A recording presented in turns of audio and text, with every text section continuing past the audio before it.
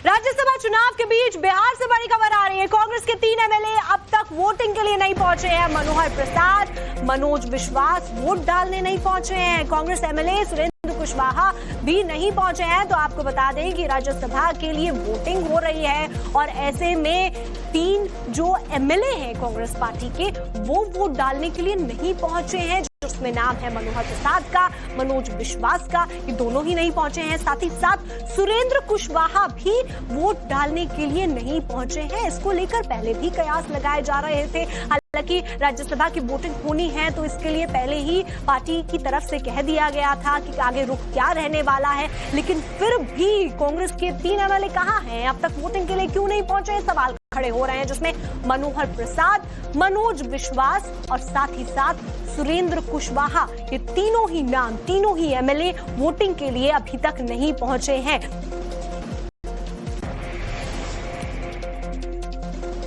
पूरी तरह एनडीए एकजुट है। एनडीए के लोगों ने सभी अपने 5 उम्मीदवार को जिताने के लिए संकल्पित थे। सबको अपना मतदान कर लिया है। लगभग 1-2 बचे हैं, वो भी आधा घंटा में दे देंगे। हमारे सारे उम्मीदवार, 5 के 5 उम्मीदवार। मैं बहुत एक्साइटेड थी और फाइनली आज वोट कर दिया है। जिस तारीख का 16 तारीख का इंतजार था और हम लोगों ने वोट कर दिया। क्या लगता है 5 कैंडिडेट्स एनडीए के? 5 जीतेंगे एनडीए के, कोई इसमें संशय नहीं है। विपक्ष ने अपने विधायकों को होटल कैसे देखती है? हमको सुन के बड़ा वो लग रहा है, लेकिन एनडीए के तो सभी लोग बहुत ही ज्यादा आराम से एक दूसरे के साथ सोशलाइज भी कर रहे हैं, आराम से घूम भी रहे हैं, अपने घर पे हैं, कोई चिंता की बात नहीं। बंगाल इलेक्शन हो रहा है, क्या आप भी जाइएगा प्रचार में? अभी तक तो हमें कोई आदेश मिला नहीं है पार्टी की तरफ से। आगे जो बिहार में राज्यसभा का रण कैसा होगा, इस पर बातचीत के लिए हमारे साथ संवाददाता साकेत कुमार संवाददाता पटना से जुड़ गए हैं। वहीं मनोज कुमार संवाददाता चंडीगढ़ से भी जुड़े हुए हैं। साकेत कुमार के पास पहले चलना चाहेंगे, पटना में जिस तरीके से अभी जानकारियां सामने आ रही हैं कि कांग्रेस पार्टी के एमएलए नहीं पहुंचे हैं, क्या कारण है साकेत?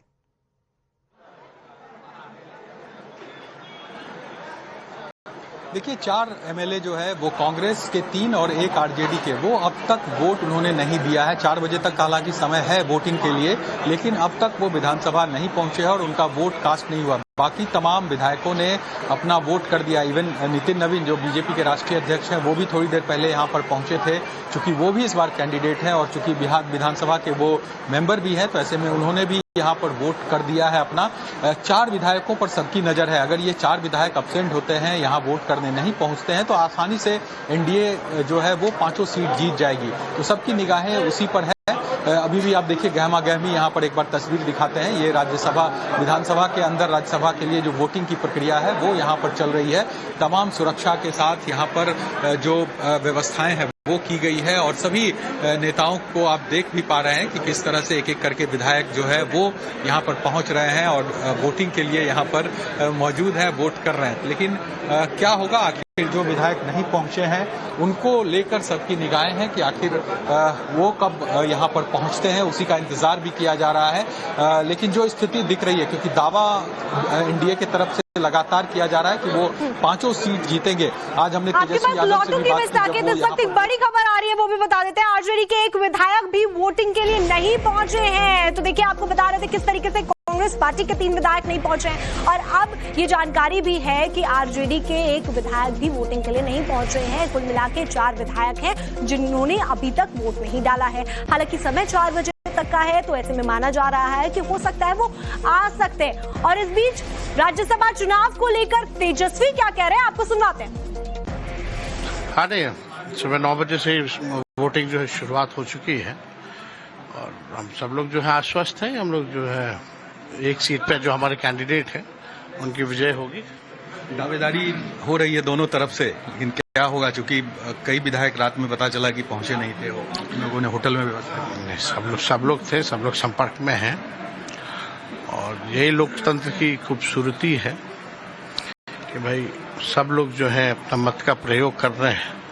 और एमपी राज्यसभा का चुनाव तो हमको लग रहा है कि कई अरसों बाद हो रहा है और एमपी राज्यसभा के चुनाव में हमको पहली बार मौका मिला वोट देने का।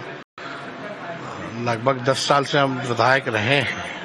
इस बीच में राष्ट्रपति चुनाव को लेकर के हम लोगों ने मतदान किया, लेकिन ये पहला वक्त है कि राज्यसभा के चुनाव हो रहे हैं। लेकिन जनरली देखा जाता है जब नीतीश कुमार जब भी मुख्यमंत्री इस तरह की चीजों में वो नहीं पड़ते हैं राज्यसभा चुनाव, तो उनको तो हाईजैक कर लेंगे, इसलिए चुनाव हो रहा है, वरना चुनाव का कोई मतलब नहीं था। तो लगता है कि जब उनको हाईजैक करके इस तरह की, देखिए हमारी तो पूरी सहानुभूति नीतीश कुमार जी के प्रति थी, लेकिन जिस हिसाब से भाजपा के लोगों ने व्यवहार किया उनके साथ और जबरन जो है बिना उनकी इच्छा के उनको राज्यसभा भेजा जा रहा है।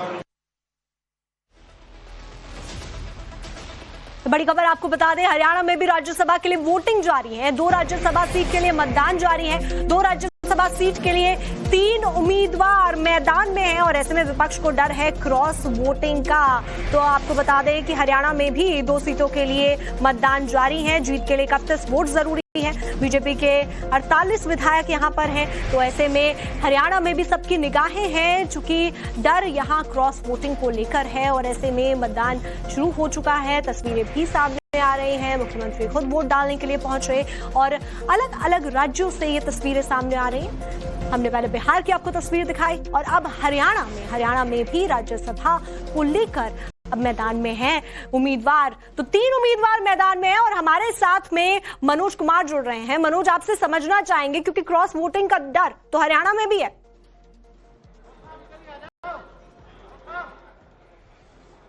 बिल्कुल, देखिए हरियाणा में 2 सीटें खाली हुई हैं और जो संख्या वाले उसके अनुसार एक बीजेपी को और एक कांग्रेस को सीट जानी चाहिए, लेकिन जो तीसरा कैंडिडेट उतरा है मैदान में इंडिपेंडेंट सतीश तांदल, उसकी वजह से आज ये वोटिंग की नौबत आई है और कांग्रेस को कहीं ना कहीं डर है कि क्रॉस वोटिंग हो सकती है। इसीलिए 3 दिन से तमाम जो विधायक थे कांग्रेस के वो हिमाचल प्रदेश में थे। आज सुबह ही वो वापस पहुंचे मतदान के लिए और कांग्रेस के नेताओं ने ये कहा है कि बीजेपी ने कोशिश की है उनके विधायकों को तोड़ने की, फोन कॉल भी किए गए और क्योंकि जो तीसरा कैंडिडेट है उसको जीत के लिए 9 वोट कांग्रेस के चाहिए होंगे अगर उसको सीट जीतनी है, तो इसलिए बीजेपी पूरा दबाव डाल रही है, पूरा प्रयास कर रही है कि कांग्रेस के विधायकों को तोड़ा जाए।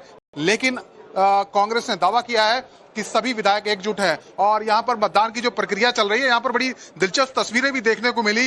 एक जो कांग्रेस के विधायक हैं उनको जो बड़े लीडर हैं वोट डालने के लिए लेकर जाते हैं और जो हर्ष संघवी हैं डिप्टी सीएम गुजरात के जो पर्यवेक्षक बनाए गए, उन्होंने कहा कि एक एक वोट कांग्रेस के लीडर चेक कर रहे हैं किसको वोट डाला जा रहा है। कांग्रेस को कहीं ना कहीं डर सता रहा है कि क्रॉस वोटिंग अगर हुई तो वो जैसे 2 चुनाव हरियाणा में हो चुके हैं जब इंडिपेंडेंट कैंडिडेट से राज्यसभा चुनाव कांग्रेस का कैंडिडेट हार गया था, तो इसीलिए तमाम बड़े लीडर यहाँ पर पहुंचे हुए हैं और एक एक विधायक का वोट यहाँ पर डलवाने के लिए लेकर जाया जा रहा है। जी बिल्कुल, और इसमें जानकारी भी हमारे दर्शकों को दे देते हैं कि हरियाणा से राज्यसभा में पहुंचने के लिए दोनों उम्मीदवारों को 31 वोट चाहिए हैं।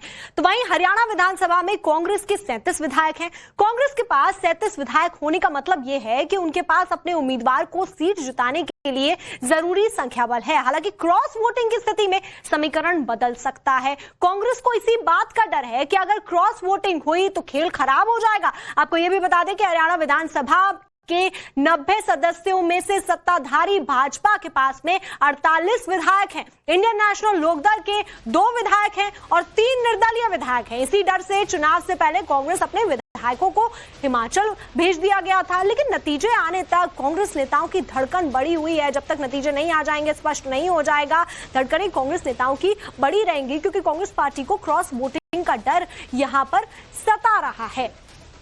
देखिए, आपको बता दें कि हरियाणा चुनाव में जो उम्मीदवार मैदान में है उसमें संजय भाटिया हैं भारतीय जनता पार्टी से, कर्मवीर बौद्ध कांग्रेस पार्टी से, सतीश नांदल निर्दलीय लड़ रहे हैं और इसी बात को लेकर यहां पर चिंताएं कांग्रेस पार्टी की बढ़ती हुई नजर आ रही हैं।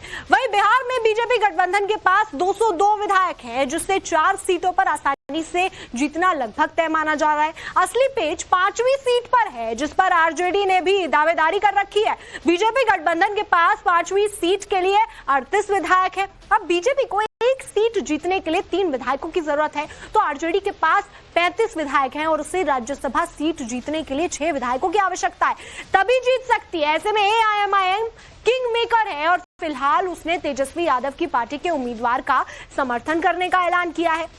लेकिन अगर क्रॉस वोटिंग हुई तो बीजेपी गठबंधन तेजस्वी यादव को पटखनी दे सकती है और इसी बात की चिंताएं यहां पर सता रही हैं।